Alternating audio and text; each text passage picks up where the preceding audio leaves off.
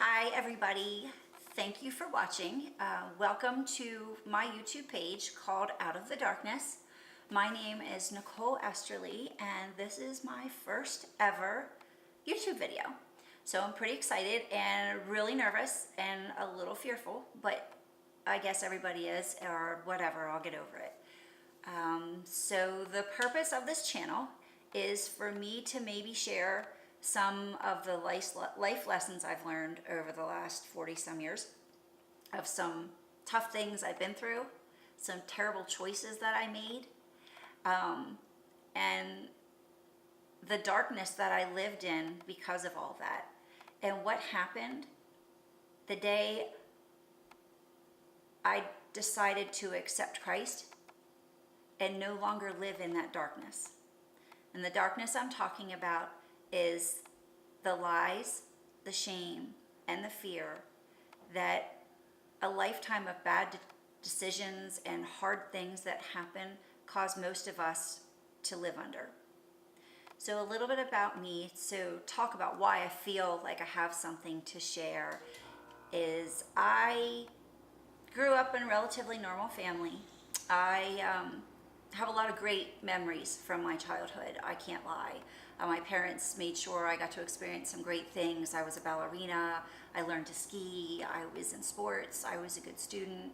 But I also had some hard things happen to me at a very young age that really messed me up. And apparently, after some counseling, I figured out that those memories of what happened I had repressed for many, many years, until about 10 years ago, after I was getting ready to leave my second marriage that I had cheated on.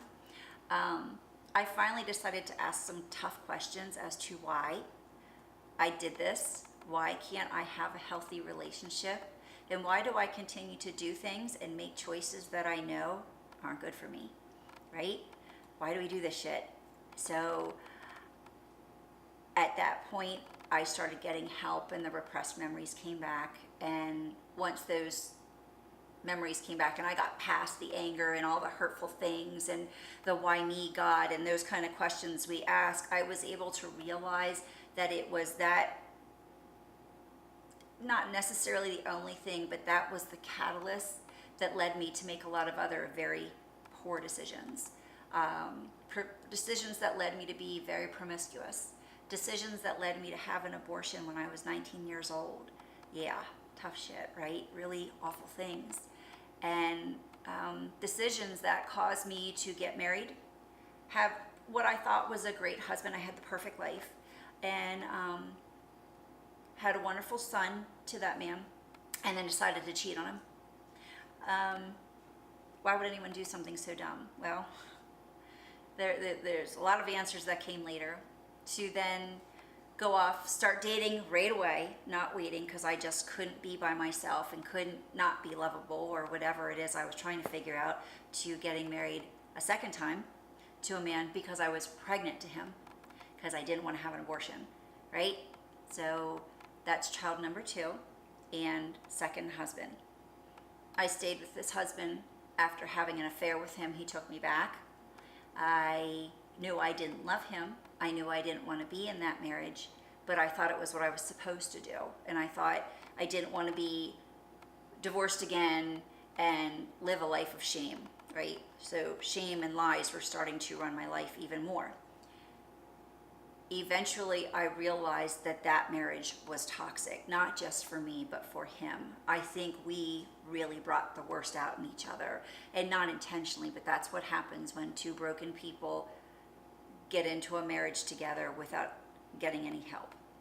So eventually I left, but while I was married to him and had tried to work it out, not the first, not the second, but the third time, we had my third child, my son, and eventually after that is when I decided it was time to leave.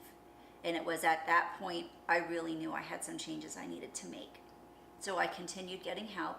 I continued seeing the counselors I was seeing, and eventually came to a place in my life where I knew I needed to receive Christ and be baptized.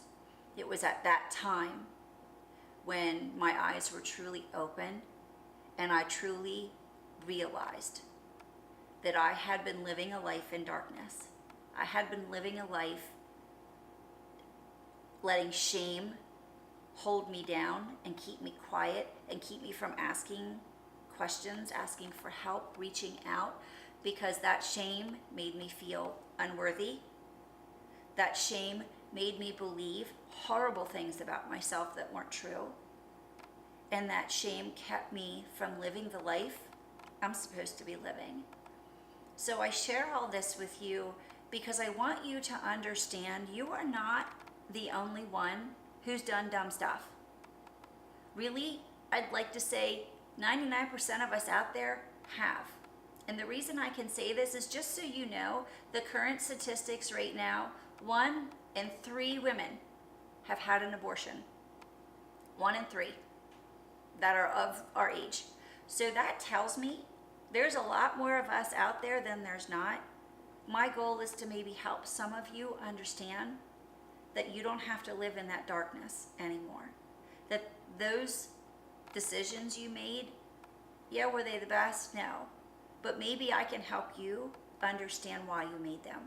And maybe when you begin to understand why you made those decisions and why you made those choices, you can start to give yourself a break.